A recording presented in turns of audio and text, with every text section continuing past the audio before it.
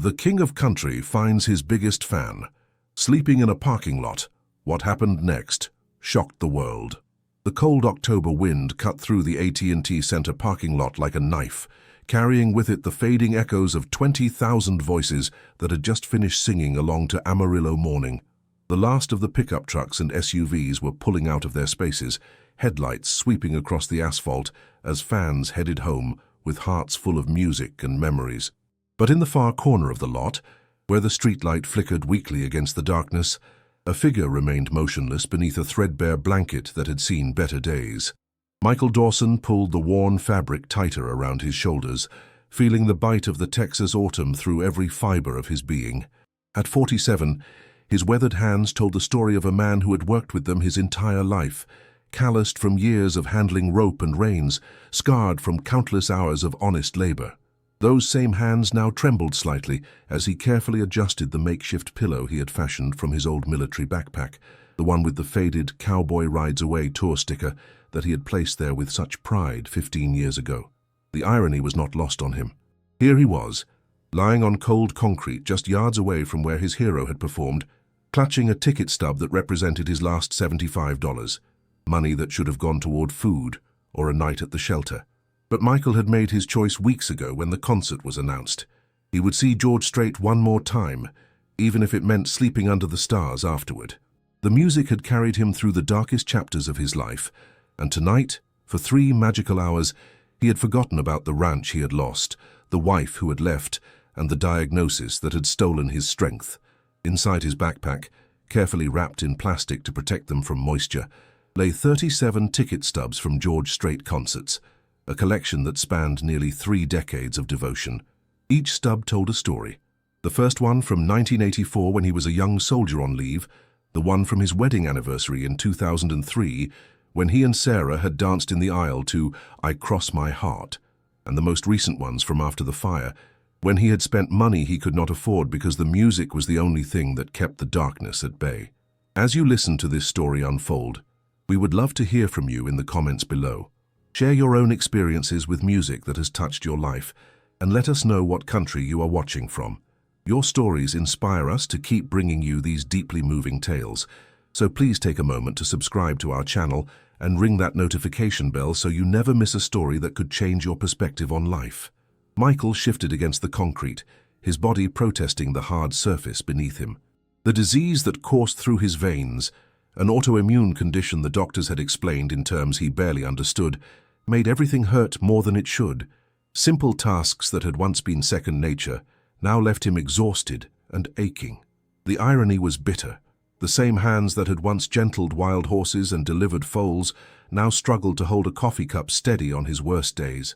3 years ago, he had owned 400 acres of prime Texas rangeland.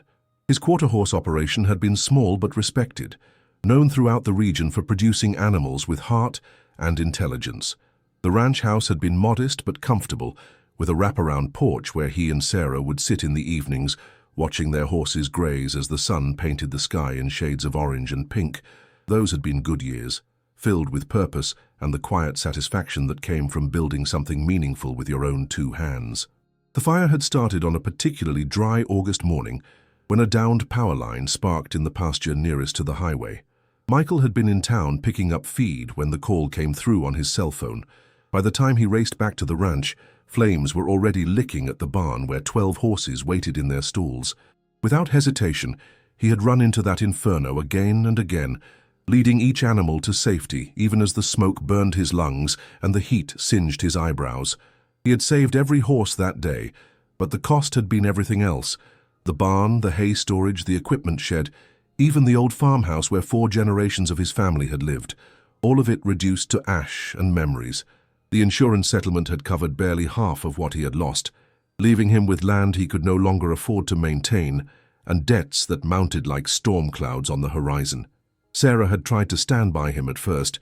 She had held his hand in the hospital while doctors treated him for smoke inhalation, and she had helped him make lists of what needed to be rebuilt. But as the months passed and the reality of their situation became clear, something in her eyes had changed. The woman who had promised to love him for better or worse began to look at him as if he were a stranger. someone whose very presence reminded her of everything they had lost. The divorce papers had arrived on a Tuesday morning in November, delivered by a process server who had apologized for the intrusion. Sarah had already moved back to her sister's house in Austin, taking with her the photo albums and the good china and the pieces of their life that could be packed into boxes. She had left behind the memories that lived in the walls and the dreams they had shared under the big Texas sky. Michael had tried to rebuild, pouring what little insurance money remained into basic repairs and new fencing, but his body had begun to betray him around the same time, joints swelling and muscles aching in ways that made the physical demands of ranch work nearly impossible. The doctor had used words like chronic and progressive and management rather than cure. The specialized medications cost more than Michael made in a month of odd jobs, forcing him to choose between treatment and keeping the land that had been in his family since his great-grandfather first claimed it in 1922. In the end, the choice had been made for him. The bank had been patient longer than they had any obligation to be, but patience had its limits when payments stopped coming. On a cold February morning, Michael had loaded his few remaining possessions into his pickup truck and driven away from the only life he had ever known, watching in his rearview mirror as the for sale sign swayed in the wind like a white flag of surrender. The months that followed had been a descent into a world he had never imagined inhabiting. The veterans' shelter in San Antonio provided a roof and basic meals, but it was temporary by design, meant to get men back on their feet rather than provide a permanent solution. Michael had applied for dozens of jobs, but his age and health condition made him a liability that most employers preferred to avoid. The few positions he had managed to secure, stocking shelves, washing dishes, cleaning office buildings, had lasted only until his body gave out and he missed too many shifts. Through it all, George Strait's music had been his constant companion. When the pain kept him awake at night, he would put in his earbuds and listen to Troubadour or Give It Away, letting the familiar melodies transport him back to better times. When despair threatened to overwhelm him completely, I Saw God Today reminded him that beauty and meaning could still be found in the smallest moments, even in the darkest circumstances. Now, lying on the cold concrete with nowhere else to go, Michael allowed himself to remember the 3 hours he had just experienced inside the arena. For that brief time, surrounded by 20,000 other voices singing the songs that had shaped his life, he had felt connected to something larger than his own pain. He had been part of a community again, even if only temporarily, sharing in the collective joy that comes from hearing music that speaks to the deepest parts of the human heart. The sound of footsteps on concrete interrupted his reverie. Michael opened his eyes to see a security guard approaching, flashlight beam dancing ahead of him like a searchlight. The man was young, maybe 25, with the kind of swagger that came from having authority over others for the first time in his life. His uniform was crisp and new, and his badge caught the light as he moved closer. "Hey, buddy," the guard called out, his voice carrying the casual dismissiveness of someone accustomed to moving people along. "Lot's closed. You need to find somewhere else to sleep tonight." Michael sat up slowly, his joints protesting the movement. "I understand," he said quietly, beginning to fold his blanket with the practiced efficiency of someone who had done this many times before. "Just need a minute to get my things together." The guard's flashlight swept over Michael's possessions, illuminating the backpack with its collection of stickers and patches. "You one of those crazy fans who follows the tour around?" There was suspicion in his voice now, the kind that suggested he had dealt with overzealous admirers before. "No, sir," Michael replied, continuing to pack his few belongings, "just someone who enjoys the music." But the guard was no longer listening. His attention had been caught by something else, the sound of voices and engines from the VIP section of the parking lot, where a small convoy of black SUVs waited near the arena's private entrance. It was past midnight now, and the crew was finishing the process of loading equipment and preparing for the journey to the next city on the tour. Michael had just finished stuffing his blanket into his backpack when another voice joined the conversation, this one carrying more authority and considerably more hostility. "What do we have here, Johnson?" The voice belonged to Marcus Wheeler, the venue's head of security, a man whose 20-year career had made him suspicious of anyone who lingered after closing time. He was built like a former football player gone soft around the middle, with graying hair and eyes that seemed to catalogue potential threats automatically. "Found this guy camping out in the lot," the younger guard replied, eager to prove his competence to his supervisor. Says he's just a fan, but look at all this stuff. He gestured toward Michael's backpack with its visible collection of tour memorabilia. Wheeler's expression hardened as he examined the evidence. In his experience, the line between devoted fan and dangerous stalker was often thinner than people realized, and homeless individuals with obsessive behavior patterns raised red flags that could not be ignored. "Let me see some identification," Wheeler demanded, extending his hand with the expectation of immediate compliance. Michael reached into his jacket pocket with deliberate slowness, careful not to make any sudden movements that might escalate the situation. His fingers found the worn leather wallet that had been with him through 2 deployments overseas and 23 years of civilian life. The wallet was nearly empty now. No credit cards, no insurance cards, just his military identification, his Texas driver's license, and a single $20 bill that represented his entire net worth. "Here you go," Michael said, handing over his identification with the same respectful tone he had used with superior officers during his years in the army. Despite everything that had happened to him, despite the losses and the pain and the crushing weight of circumstances beyond his control, he still carried himself with the dignity that had been drilled into him during basic training all those years ago. Wheeler examined the documents under his flashlight, his expression shifting slightly as he processed the information. The military ID was current, indicating that Michael was a veteran in good standing. The driver's license address was listed as a rural route that Wheeler recognized as being in the area where many of the county's ranch properties were located, though he had no way of knowing that Michael no longer lived there. "Says here you're from Cedar Creek Road," Wheeler observed, his tone slightly less hostile than before. "That's horse country out there. What brings you downtown sleeping in parking lots?" The question hung in the air like smoke from a campfire, carrying with it implications that Michael was not sure he was ready to address. How could he explain to these strangers that the address on his license represented a life that no longer existed? How could he make them understand that sometimes a man could lose everything through no fault of his own? That disaster could strike like lightning and leave nothing but ashes in its wake. "Been going through some hard times," Michael said finally, choosing his words carefully. He had learned during his months on the streets that too much information could be dangerous, that admitting vulnerability often invited exploitation or worse. "Tonight was important to me.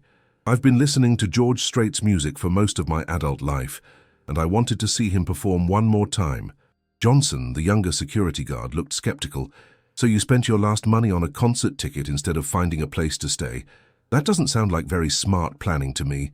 The words stung more than Michael cared to admit, partly because they contained a grain of truth that he had been trying to ignore. From a purely practical standpoint, spending $75 on entertainment when you were homeless did seem like poor decision-making. But these young men had never faced the kind of despair that made you question whether tomorrow was worth living to see. They had never needed music to be the thread that kept you tethered to hope when everything else had been stripped away. "Sometimes," Michael said quietly, "a man needs something to feed his soul even more than his body." Wheeler's radio crackled to life, interrupting the conversation with a burst of static and urgent voices. Someone from the venue management was asking about the status of lot clearance, wanting to know if there were any remaining issues that needed to be addressed before the overnight cleaning crew arrived. Wheeler keyed his radio and responded that they were dealing with a minor situation that would be resolved shortly. "Look, friend," Wheeler said, adopting a tone that was meant to sound reasonable but carried an underlying threat.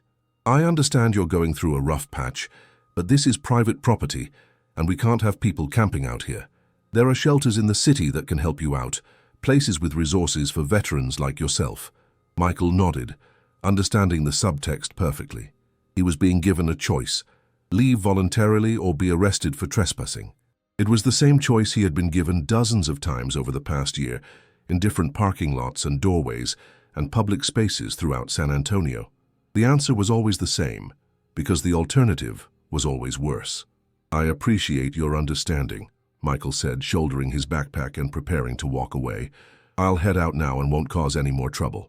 But as he turned to leave, the contents of his backpack shifted, and something fell to the ground with a soft thud. Johnson's flashlight immediately focused on the object, revealing a small photo album that had tumbled from the partially open zipper.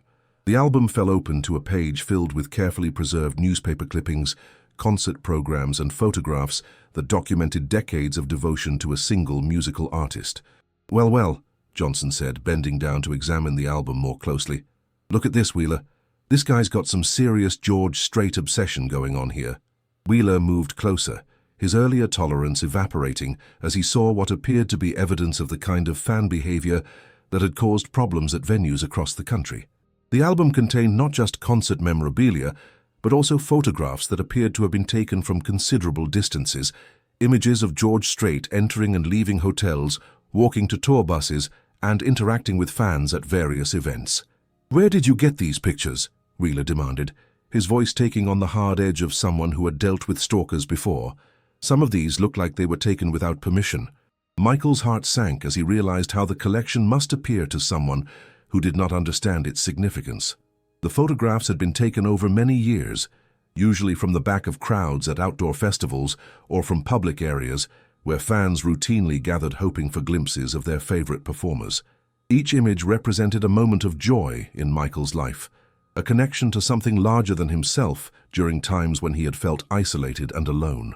"Those were taken at public events," Michael explained, but he could hear the defensiveness in his own voice and knew it was not helping his case. "Music festivals, county fairs, places where fans were encouraged to take pictures." Johnson flipped through more pages of the album, his expression growing increasingly concerned as he discovered the extent of Michael's collection. There were ticket stubs dating back to the early 1980s, handwritten notes about song meanings and concert set lists, even what appeared to be a detailed timeline of George Strait's career milestones. "This is way beyond normal fan behavior," Johnson said to Wheeler, his voice carrying the excitement of someone who believed he had uncovered something significant. "This looks like the kind of stuff those crazy stalkers keep. The FBI probably has profiles on guys like this." Wheeler's hand moved instinctively toward the radio clipped to his belt. In the post-9/11 world, security personnel were trained to err on the side of caution when it came to individuals who displayed obsessive behavior patterns. The fact that Michael was homeless only added to the perception of potential danger, fitting a profile that had been drummed into Wheeler's head during countless training sessions. "I think we need to call this in," Wheeler said, his decision made. "Let the police sort out whether this guy poses a threat or not." "Wait," Michael said, raising his hands in a gesture of surrender. "Please, just listen to me for 1 minute. I know how this looks, but I'm not what you think I am. I'm not a stalker or a threat to anyone. I'm just a fan who's been dealt a rough hand by life."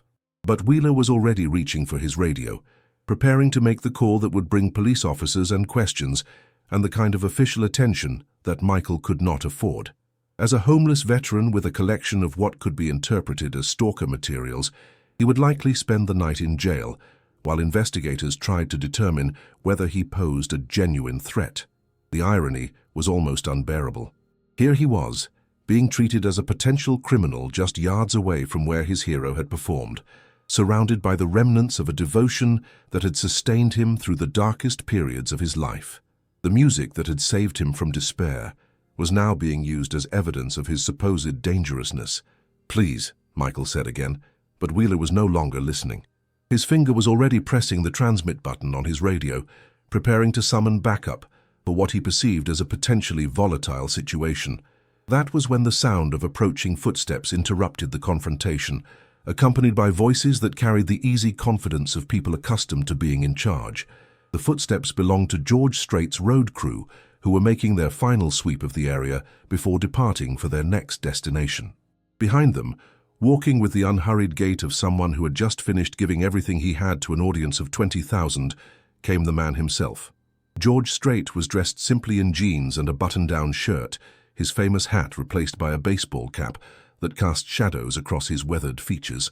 At 69 years old, he moved with the careful precision of someone who understood that his body was both his instrument and his livelihood, but there was still something unmistakably commanding about his presence. Norma Strait walked beside her husband of 47 years, her hand resting lightly on his arm, in the casual intimacy of a couple who had shared nearly 5 decades of life together. She was dressed elegantly but practically, prepared for the long bus ride that would take them to tomorrow's show in another city. The couple had been deep in conversation about the evening's performance when the commotion in the parking lot caught their attention. George had always made it a point to be aware of his surroundings, a habit developed during decades of touring when unexpected situations could arise at any moment. "Everything all right over here?" George called out as he approached the group, his voice carrying the same warm authority that had commanded stages across America for more than 4 decades. Wheeler immediately straightened up, recognizing the iconic voice even before he turned to see who was speaking. Finding himself face to face with George Strait himself was not something he had anticipated when he started his shift that evening, and for a moment he was struck speechless by the encounter. "Mr. Strait," Wheeler managed to say, his professional demeanor warring with the starstruck fan that existed somewhere inside him. "We're just dealing with a situation here. Nothing for you to worry about." But George's attention had already shifted to Michael, taking in the man's obvious distress and the photo album that lay open on the concrete between them. There was something in Michael's posture, the way he held himself despite his circumstances, the respectful distance he maintained even in crisis, that reminded George of the soldiers he had met during USO tours and veterans events over the years. "What kind of situation?" George asked, his tone suggesting that he expected a complete and honest answer. Johnson, eager to demonstrate his competence to the famous performer, stepped forward with the photo album in his hands. "We found this homeless guy camping out in your parking lot, Mr. Strait. He's got this whole collection of pictures and stuff about you that looks pretty suspicious. We think he might be one of those stalker types." George accepted the album and began flipping through its pages slowly, his expression unreadable in the dim light of the parking lot. Norma moved closer to look over his shoulder, her own curiosity piqued by the unusual circumstances of the encounter. What they saw was indeed an extensive collection, but it was not the chaotic obsession of a dangerous individual. Instead, it was the carefully curated archive of someone who genuinely loved and respected both the music and the man who created it. The photographs were taken from respectful distances, the newspaper clippings were neatly trimmed and labeled with dates, and the concert programs were preserved with the care of someone who understood their value as historical documents.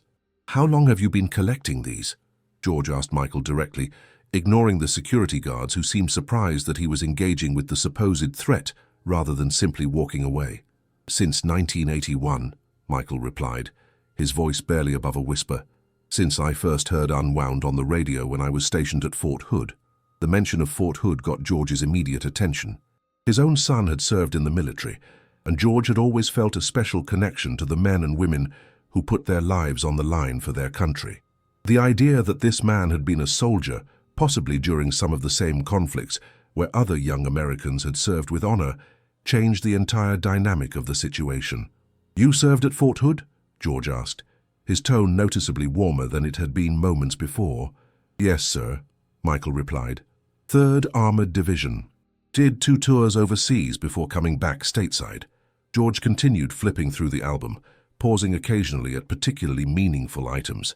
There was a ticket stub from a show in Frankfurt, Germany, where George had performed for American troops in 1991. There was a program from a benefit concert for veterans' families. There were photographs from county fairs and music festivals where George had interacted with fans who had served their country. "This is quite a collection," George said finally, closing the album and handing it back to Michael. "Looks like you've been to a lot of shows over the years." 37, Michael said automatically, then immediately regretted revealing just how closely he had tracked his concert attendance. "I mean, whenever I could afford to go." The number hung in the air between them, representing not just concerts attended, but years of devotion, countless miles traveled, and sacrifices made to experience something that brought meaning to an otherwise difficult life. 37 shows meant Michael had spent thousands of dollars over the decades, money that could have gone toward practical necessities, but had instead been invested in moments of transcendence. Wheeler shifted uncomfortably, beginning to realize that his assessment of the situation might have been premature. The interaction between George Strait and the homeless veteran was not playing out the way he had expected, and he was starting to worry that he might have overreacted to what was essentially a harmless encounter. "Mr. Strait," Wheeler said, trying to regain control of the situation, "we still need to clear the lot for the night. Regardless of how big a fan this guy is, he can't stay here."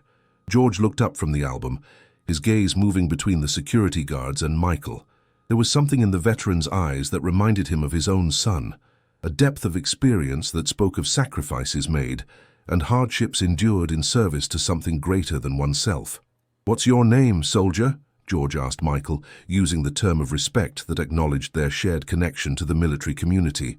"Michael Dawson, sir," came the reply, accompanied by an almost imperceptible straightening of shoulders that spoke of military training that never truly leaves a person. "Sergeant First Class, retired." George nodded, recognizing the automatic response of someone who had spent years identifying himself by rank and unit.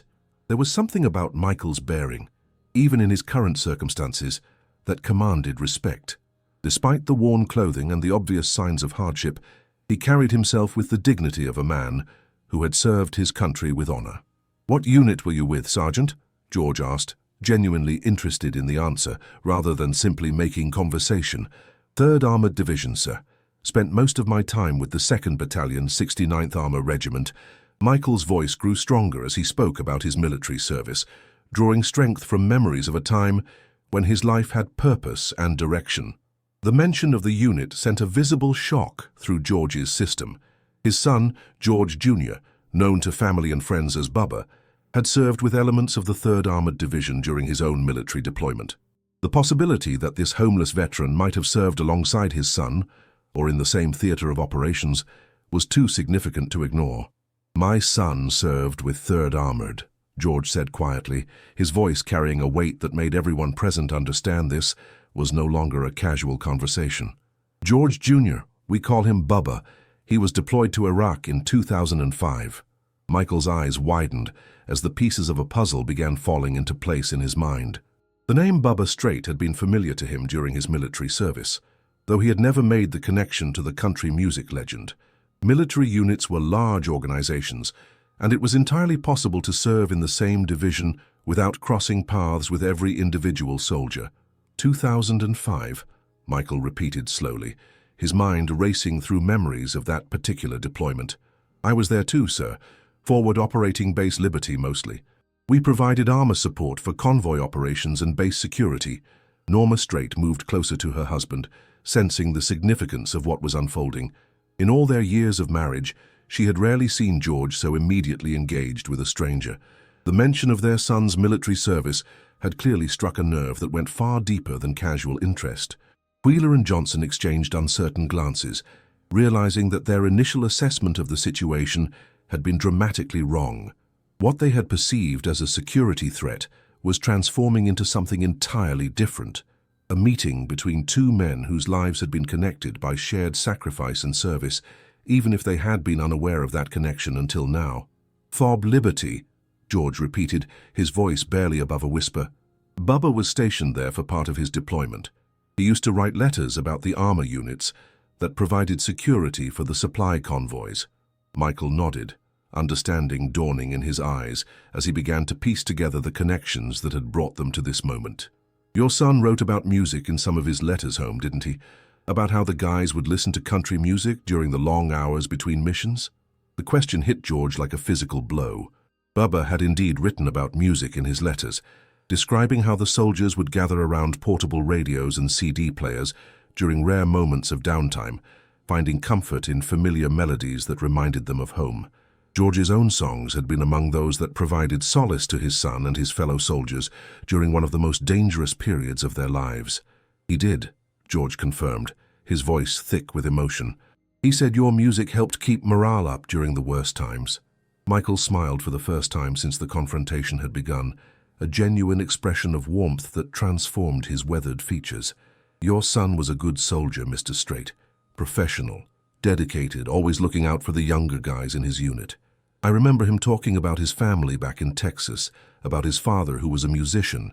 The security guard stood in stunned silence as they witnessed this unexpected reunion between two men whose lives had been connected by circumstances they were only now beginning to understand.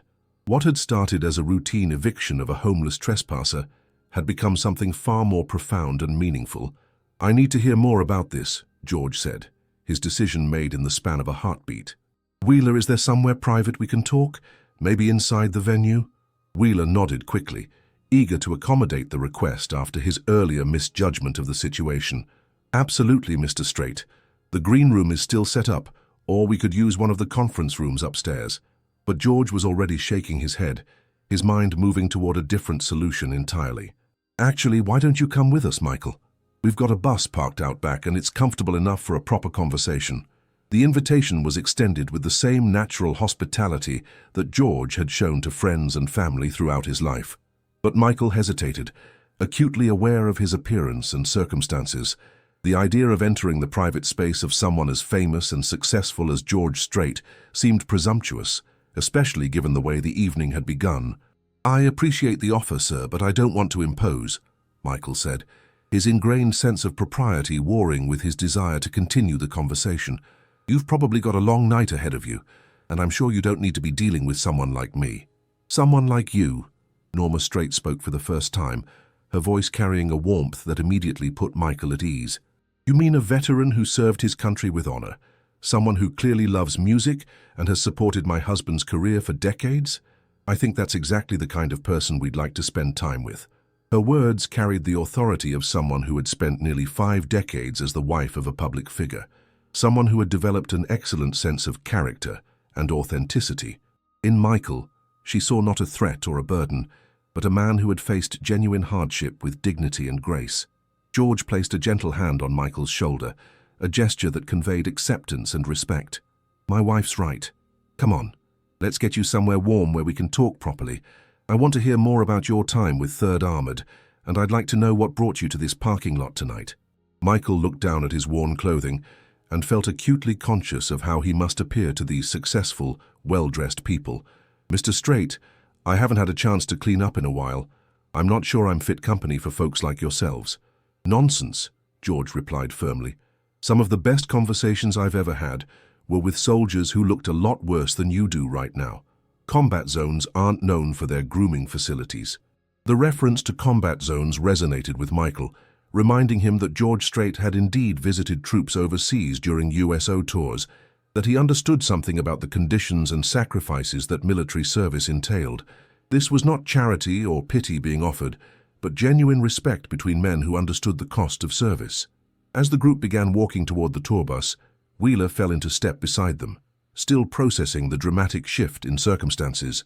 His radio crackled again with questions from venue management, but the situation had evolved far beyond the simple trespassing incident he had initially reported. "Mr. Strait," Wheeler said tentatively, "should I call this in as resolved?" George paused, considering the question and its implications. In a few hours, this encounter would become part of the permanent record of the evening, documented in security reports and incident logs. But more importantly, it would become part of the larger story of 2 men whose paths had crossed in ways that neither could have anticipated. "Tell them we're handling it personally," George said finally. "And Wheeler, next time you encounter a veteran, maybe ask a few more questions before jumping to conclusions." The rebuke was delivered gently, but its message was unmistakable. Wheeler nodded, understanding that he had learned an important lesson about assumptions and the danger of judging people based on appearances alone. The tour bus loomed ahead of them, a massive vehicle that served as both transportation and temporary home for one of country music's biggest stars. Its exterior was understated black, designed to blend in rather than attract attention, but Michael could see through the windows that the interior was appointed with the kind of luxury that he had only imagined. As they approached the bus door, Michael felt a moment of panic. This was crossing a line that he had never expected to cross, moving from the role of distant admirer to invited guest. The transition felt surreal, as if he were living through someone else's dream rather than his own reality. "Having second thoughts?" George asked, noticing Michael's hesitation. "Just trying to process all of this," Michael admitted. 6 hours ago, I was wondering if I'd have a place to sleep tonight. Now I'm being invited onto George Strait's tour bus. It doesn't seem real." "Life has a way of surprising us," Norma observed, climbing the steps into the bus ahead of them. "Sometimes the most meaningful encounters happen when we least expect them." Michael followed them inside, his eyes widening as he took in the bus's interior. The front area had been converted into a comfortable lounge with leather seating and a small dining table. Beyond that, he could see a compact kitchen and sleeping areas designed for maximum comfort during long journeys between cities. George gestured toward the seating area and waited for Michael to settle in before taking a seat across from him. Norma moved toward the kitchen, already thinking about offering their guest something hot to drink and perhaps something to eat. Years of touring had taught her that genuine hospitality often mattered more than grand gestures. "Now then," George said, settling back in his seat with the relaxed posture of someone who was genuinely interested in hearing a story. "Tell me how a sergeant from 3rd Armored ended up sleeping in a parking lot in San Antonio." The question was asked without judgment, with the same tone George might have used when asking about the weather or the score of a baseball game. But Michael understood the significance of the moment. He was being given an opportunity to share his story with someone who might actually understand the complicated path that had led him to this point. "It's not a short story," Michael warned, unsure of how much detail he should include or how honest he should be about the depth of his current circumstances. "We've got time," George replied, "and I've found that the stories worth telling are rarely the short ones." Michael took a deep breath, gathering his thoughts and his courage. For months, he had been reduced to brief, sanitized explanations of his situation, responses designed to deflect deeper questions and avoid the uncomfortable details that made people want to distance themselves from his problems. But here, in this unexpected sanctuary, he sensed that the full truth might actually be welcome. "It started with a fire," Michael began, his voice steady despite the emotional weight of the words. 3 years ago this August. Lightning hit a power line during a drought, and by the time I got back from town, my ranch was burning." As he spoke, he watched George and Norma's faces, looking for signs of boredom or discomfort that would indicate he should cut the story short. Instead, he saw genuine attention and concern, the kind of focused listening that encouraged him to continue. "I had horses in the barn," Michael continued, the memory still vivid despite the passage of time. 12 of them, including a pregnant mare that was due to foal any day. I got them all out, but by the time the fire department arrived, there wasn't much left to save. "That must have been terrifying," Norma said softly, returning from the kitchen with a steaming mug of coffee that she placed in Michael's hands. The warmth was immediately comforting, both physical and symbolic. "It was," Michael agreed, wrapping his fingers around the mug and drawing strength from its heat. "But at the time I thought we could rebuild. I had some insurance and my wife Sarah was supportive. We figured it would take a couple of years, but we could put everything back together." George leaned forward slightly, sensing that this was where the story would take a darker turn. "But it didn't work out that way." Michael shook his head, taking a sip of the coffee before continuing. "The insurance settlement was less than half of what we needed. Apparently there were some clauses about acts of God and coverage limits that I hadn't understood when I signed the policy, and around the same time, I started having health problems that made the physical work of rebuilding almost impossible." "What kind of health problems?" George asked, his question coming from genuine concern rather than mere curiosity. "Autoimmune condition," Michael replied, using the clinical term that had become part of his vocabulary over the past few years. "Affects my joints and muscles. Some days are better than others, but the unpredictability makes it hard to hold down regular work." As Michael continued his story, describing the divorce, the loss of his land, and the gradual descent into homelessness, George found himself thinking about the randomness of fate and the thin line that separated comfort from catastrophe. Here was a man who had served his country, built a successful business and lived a respectable life, brought low by a series of circumstances that could have befallen anyone. "And tonight?" George asked when Michael had finished. "What made you decide to spend your last money on a concert ticket?" Michael smiled sadly, considering the question that he had asked himself many times over the past few weeks. "Your music has been the one constant in my life for the past 25 years. When everything else fell apart, I could still put on my headphones and remember what it felt like to believe in something. I guess I needed that feeling one more time." The answer hung in the air between them, honest and raw, and completely without self-pity. It was the response of a man who had made peace with his circumstances while still clinging to the things that gave his life meaning. George was quiet for a long moment, processing not just Michael's words, but the deeper implications of what he had heard. This was not a story about poor choices or character flaws, but about the kind of catastrophic sequence of events that could destroy anyone's life despite their best efforts and intentions.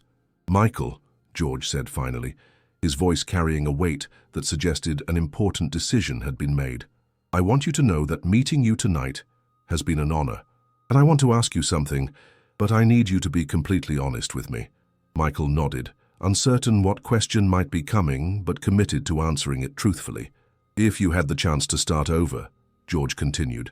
If someone offered you a way to get back on your feet and rebuild your life, would you take it? The question caught Michael completely off guard. In his months of homelessness, he had grown accustomed to offers of temporary help. A meal, a night's shelter, occasionally a few dollars. But no one had spoken to him about genuine opportunities for long-term change. I would, Michael replied without hesitation. But I won't lie to you, Mr. Strait. My health isn't what it used to be, and I don't have much to offer an employer beyond my willingness to work hard and show up every day. George exchanged a meaningful look with his wife, a silent communication that passed between two people who had shared nearly 5 decades of marriage and understood each other's thoughts without words. Norma and I have been thinking, George said, his tone suggesting that a significant decision was being made in real time. We've got a ranch outside San Antonio, and we could use someone with your experience to help with the horses. The words seemed to echo in the confined space of the tour bus, creating a moment of stunned silence that stretched between them like a bridge spanning an impossible distance.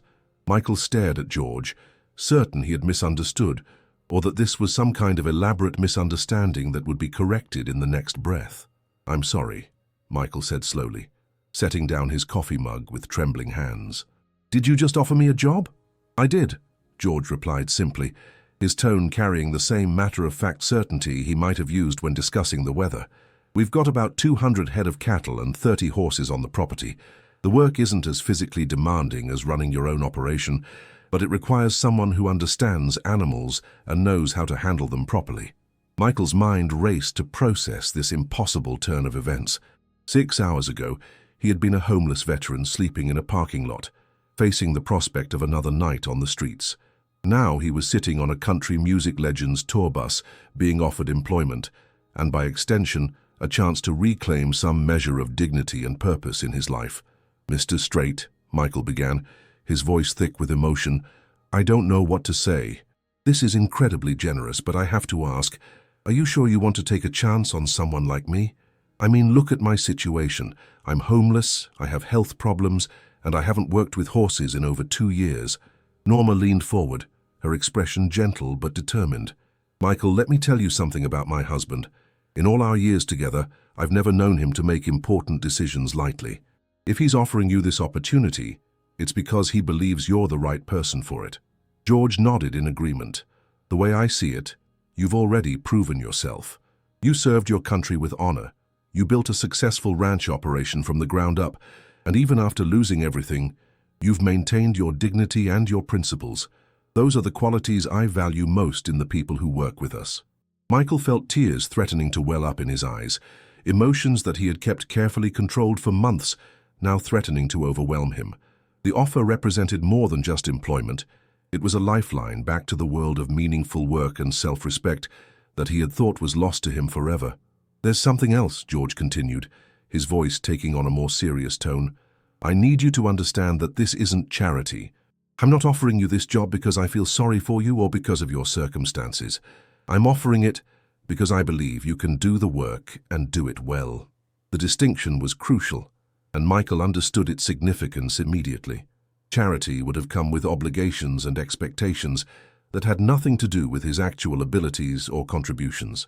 A job offer based on merit, even given his current circumstances, was an entirely different proposition, one that allowed him to maintain his self-respect while rebuilding his life.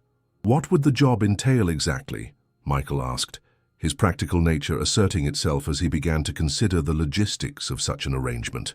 Morning and evening feeding, basic veterinary care, training assistance, maintenance of fencing and facilities, George replied, ticking off the responsibilities on his fingers. We've got a small crew that handles most of the heavy work, but we need someone with experience to oversee the day-to-day care of the animals. And housing? Michael asked, hardly daring to hope that the offer might include a solution to his most pressing problem. There's a small apartment above the main barn, Norma said. It's not fancy, but it's clean and comfortable. Previous manager lived there for 12 years before he retired last month. Michael closed his eyes for a moment, trying to absorb the reality of what was being offered. Not just a job, but a home. Not just employment, but a return to the kind of work that had defined his identity for most of his adult life. It seemed too good to be true. The kind of miraculous turnaround that happened in movies but rarely in real life. "I need to be honest with you about my health condition," Michael said, opening his eyes and looking directly at George. "Some days are worse than others. There might be times when I can't do everything that needs to be done." "We'll work around it," George replied without hesitation. "I'd rather have someone who knows what they're doing working at 70% capacity than someone inexperienced giving me 100% of the wrong approach." The matter-of-fact acceptance of his limitations was almost as overwhelming as the job offer itself. For months, Michael's health condition had been treated as a disqualifying factor, something that made him unemployable despite his knowledge and experience. To have someone acknowledge the limitation while still valuing his contributions was a gift he had not expected to receive. "When would you want me to start?" Michael asked, beginning to allow himself to believe that this conversation was really happening. "How about Monday?" George suggested. "That gives us the weekend to get you settled and show you around the operation." Michael nodded, then paused as a thought occurred to him. "Mr. Strait, I have to ask, what changed your mind about me tonight? I mean, an hour ago your security team was ready to have me arrested as a potential stalker." George's expression grew thoughtful as he considered the question. "I suppose it was a combination of things. Your military service, obviously. Anyone who served with my son deserves respect and consideration. But more than that, it was the way you handled yourself tonight. Even when those security guards were treating you badly, you never lost your temper or your dignity. That tells me something about your character. Plus," Norma added with a slight smile, "anyone who's been to 37 of my husband's concerts clearly understands the value of patience and dedication." The gentle humor in her comment helped ease some of the tension that had been building in Michael's chest. These were good people, he realized. The kind of individuals who understood that success and wealth came with obligations to help others when the opportunity arose. "There's one more thing," George said, his tone becoming more serious again. "I want you to know that this arrangement works both ways. If you're not happy with the work or the situation, you're free to leave at any time. No hard feelings, no obligations beyond giving reasonable notice." The escape clause was offered with genuine sincerity, but Michael knew he would never need to use it. This opportunity represented everything he had lost and thought he would never have again: purposeful work, stable housing, and the chance to be part of something larger than his own survival. "Mr. Strait," Michael said, his voice barely above a whisper, "I don't know how to thank you for this." "Just do good work and take care of the animals," George replied. "That's all the thanks I need." As the conversation continued, touching on practical details like wages and work schedules, Michael found himself thinking about the incredible chain of events that had led to this moment. If he had not spent his last $75 on a concert ticket, if he had not been sleeping in that particular corner of the parking lot, if the security guards had not discovered his photo collection, see if George Strait had not been curious enough to investigate the commotion, any one of those variables changing would have meant missing this life-changing opportunity. But there was something else nagging at the back of his mind, a sense that there were still pieces of this puzzle that had not yet fallen into place. The connection to Bubba Strait was significant, but Michael had the feeling there was more to discover about the relationships and coincidences that had brought them together. "Mr. Strait," Michael said during a lull in the conversation, "you mentioned that your son wrote home about music during his deployment. Did he ever mention specific incidents or people from his time at FOB Liberty?" George and Norma exchanged a quick glance, a silent communication that suggested this question had touched on something significant. "He did mention some things," George said carefully. "Why do you ask?" Michael hesitated, uncertain whether he should share the memory that had been nagging at him since George first mentioned his son's name. "There was an incident during my deployment, probably late 2005 or early 2006. A young soldier from one of the other units got thrown from his horse during a patrol. I happened to be nearby and helped get him back to base for medical attention." The silence that followed was profound, filled with the weight of recognition and remembrance. George's face had gone pale, and Norma had placed a protective hand on her husband's arm. "The soldier's name was George Strait, Jr.," Michael continued quietly. "Everyone called him Bubba. He had been riding point when his horse spooked at something, probably an IED that turned out to be a false alarm. Took a bad fall and hit his head pretty hard." George's voice was barely audible when he finally spoke. "Bubba wrote home about that incident. He said a sergeant named Dawson probably saved his life that day. made sure he got proper medical attention even though it meant leaving his own patrol duties. The revelation hung in the air between them, like a bridge connecting past and present, explaining the inexplicable sense of familiarity that had marked their interaction from the beginning. This was not coincidence or chance. This was the universe completing a circle that had been drawn years earlier in a dusty forward operating base half a world away. "You never mentioned your name to him, did you?" Norma asked, tears glistening in her eyes. Michael shook his head. "It wasn't necessary. We were all just doing our jobs, looking out for each other. I didn't think he'd even remember the incident." "He remembered," George said, his voice thick with emotion. "He wrote home about the sergeant who went out of his way to help a soldier from another unit, who made sure he got back safely when he could have just reported the incident and moved on." The connection was complete now, the final piece of a puzzle that explained why this meeting had felt so significant from the moment it began. Michael had not just served alongside George's son, he had directly contributed to ensuring that Bubba Strait returned home safely from his deployment. "Michael," George said, rising from his seat and extending his hand, "it seems we owe you a debt that we never even knew existed." Michael stood as well, accepting the handshake that sealed not just an employment agreement, but a bond that transcended the normal relationship between employer and employee. "No debt, sir. Just soldiers looking out for soldiers." But even as they shook hands, Michael could see in George's eyes that this revelation had changed everything. What had begun as a generous offer to help a veteran in need had become something far more personal and meaningful. "There's something I need to tell you," George said, his decision made in the span of a heartbeat. "The job offer stands, of course, but now I'm thinking we need to do more than just offer you employment." Michael looked confused, uncertain what more could possibly be offered beyond the already generous terms they had discussed. "Norma and I own some land adjacent to the main ranch," George continued. "About 40 acres that we've been thinking about developing as a separate operation. What would you think about managing that property as your own, with an option to purchase after a few years?" The offer was so far beyond anything Michael had dared to hope for that he found himself speechless. Not just a job, not just housing, but the possibility of rebuilding the kind of independent operation he had lost in the fire.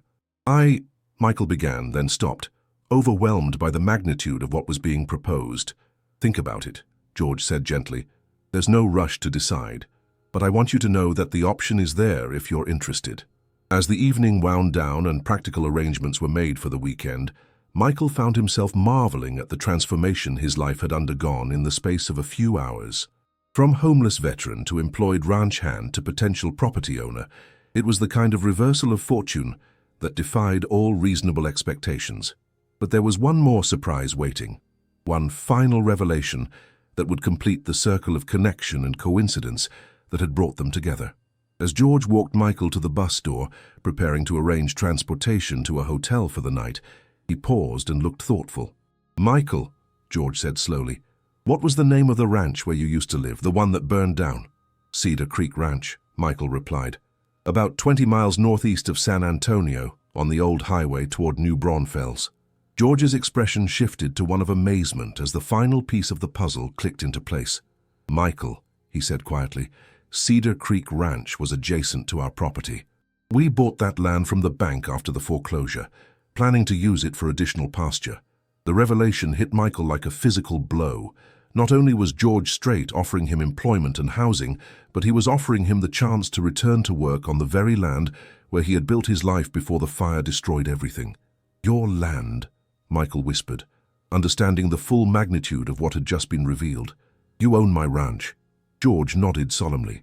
"And now I'm offering you the chance to work it again, to rebuild what you lost, to come home."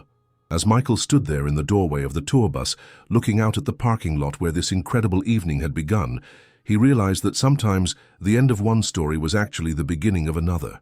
The fire that had destroyed his old life had cleared the way for something new and unexpected, something that honored both his past and his future. The circle was complete, the connection revealed, and the journey home was about to begin. 3 weeks had passed since that life-changing night in the parking lot, and Michael stood at the edge of what had once been his front porch, watching the sunrise paint the Texas sky in familiar shades of gold and crimson. The old farmhouse was gone, reduced to a concrete foundation and scattered memories, but the land itself remained unchanged. The rolling hills, the ancient oak trees, the creek that meandered through the back pasture, all of it exactly as he remembered from the days when this place had been his entire world. George had been true to his word in every respect. The hotel stay had stretched into a week, while Michael underwent medical evaluations and met with specialists who adjusted his medication and developed a management plan for his condition. New clothes had appeared, along with proper identification documents to replace those lost during his months on the streets. Most importantly, George and Norma had spent hours with him, learning about his experience with horses and his vision for rebuilding a sustainable operation. The apartment above the main barn at the Strait ranch had become Michael's temporary home, a comfortable space that overlooked the pastures where some of the finest quarter horses in Texas grazed in peaceful contentment. The work had been everything George had promised, challenging enough to be meaningful, but structured in a way that accommodated Michael's physical limitations. On his worst days, he focused on administrative tasks and planning. On his best days, he worked directly with the animals that had always been his passion, but it was this morning visit to his old property that represented the true beginning of his new life.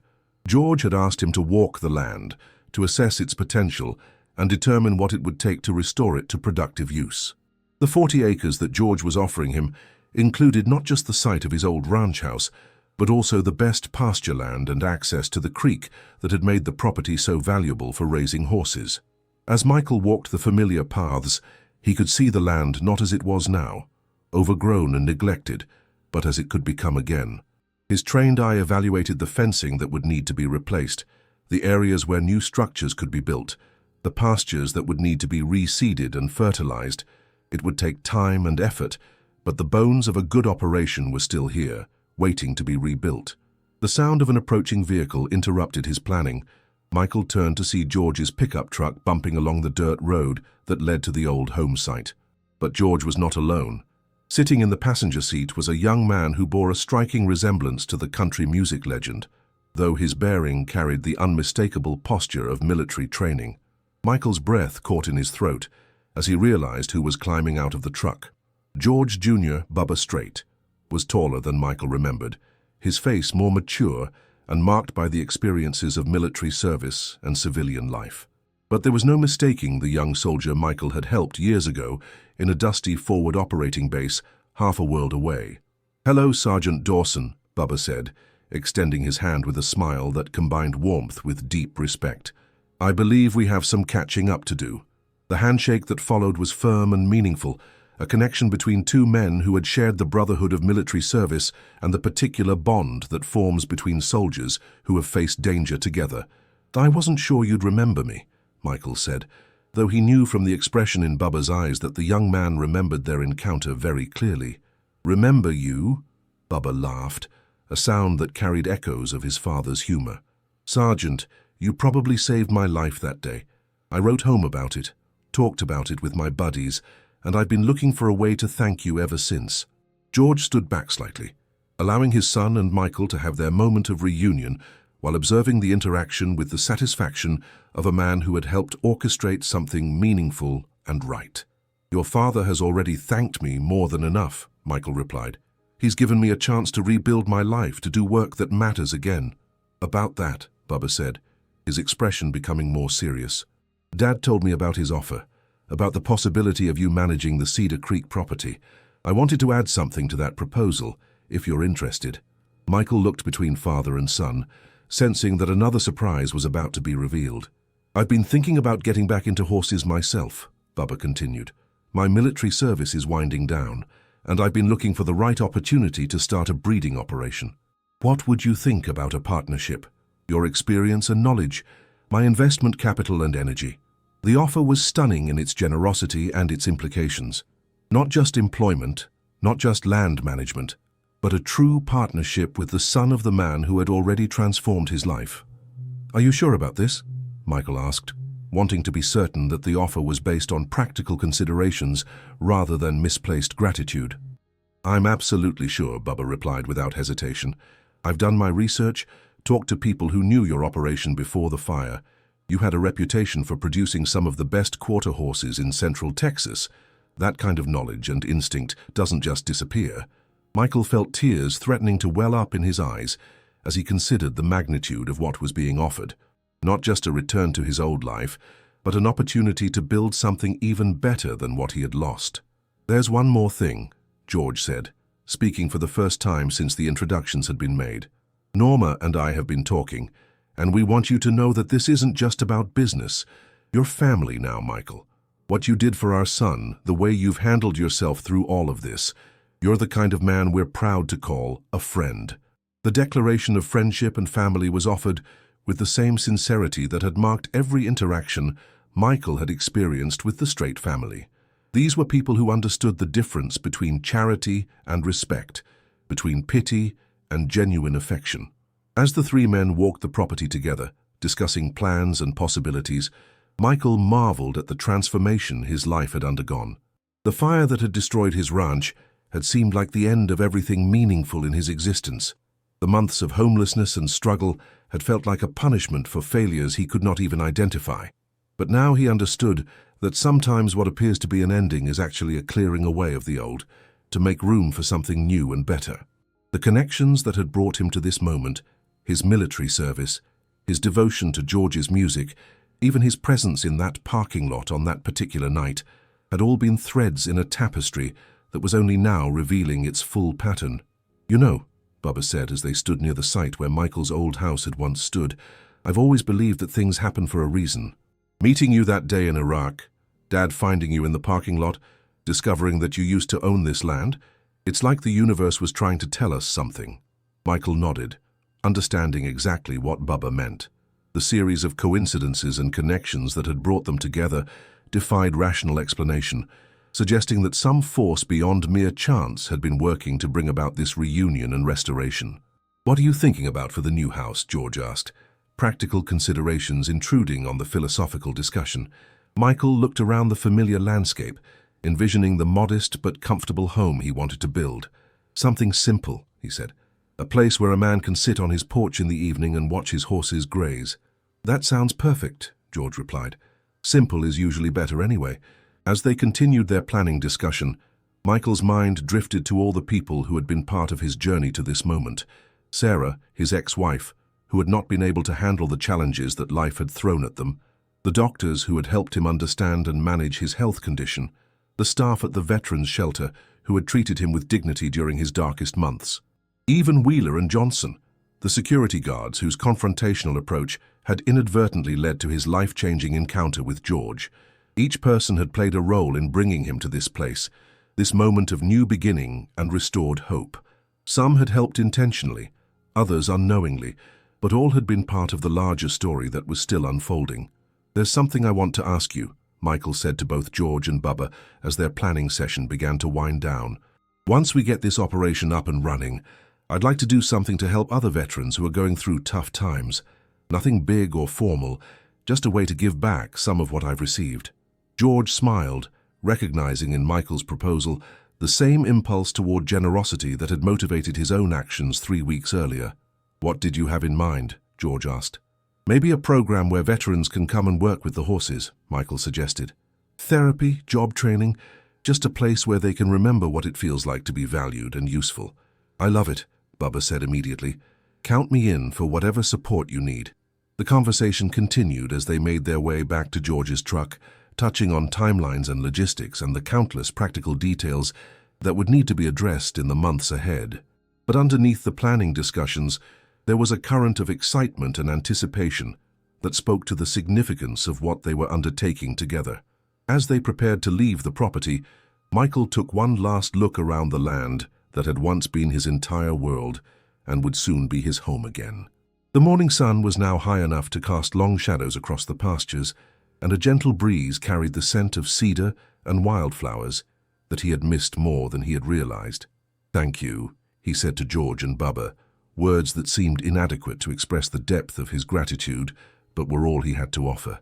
"Thank you," George replied, "for serving our country, for taking care of our son, and for reminding us what really matters in life." 6 months later, Michael stood in almost the same spot, but everything had changed. The new house was modest but perfect, with the wraparound porch he had envisioned and a view of pastures where 23 quarter horses grazed in peaceful contentment. The partnership with Bubba had exceeded everyone's expectations.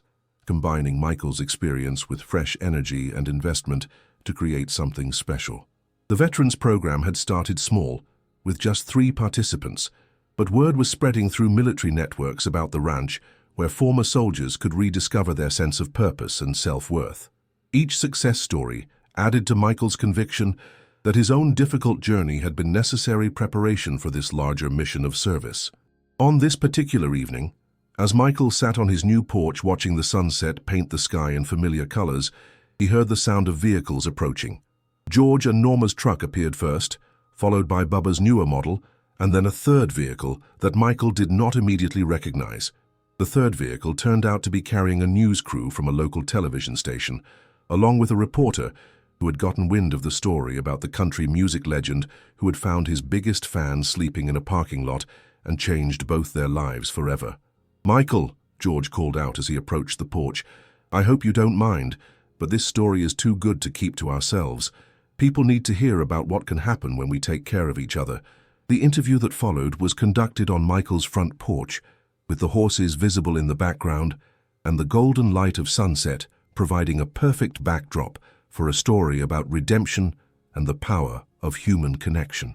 "What would you want people to understand about your experience?" the reporter asked as the interview neared its conclusion. Michael considered the question carefully, thinking about all the lessons he had learned during his journey from prosperity to homelessness to restoration. "I guess I'd want them to know that none of us are ever as far from disaster or as far from salvation as we think we are," he said finally. "Life can change in an instant, for better or worse. The key is holding on to hope and treating each other with dignity, regardless of circumstances." "And what about the future?" the reporter continued. "What are your plans for this operation?" Michael smiled, gesturing toward the pastures where his horses grazed in the gathering dusk. "We're going to keep building," he said. "Keep helping veterans, keep raising good horses, and keep proving that sometimes the best stories are the ones where everybody wins." As the news crew packed up their equipment and prepared to leave, Michael reflected on the incredible journey that had brought him to this moment.